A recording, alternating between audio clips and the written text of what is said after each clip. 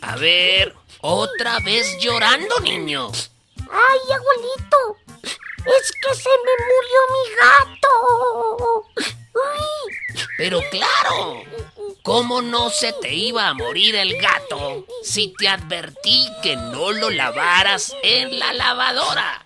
No, abuelito, pero él no se murió porque lo lavé en la lavadora. ¿No? No. ¿Y entonces?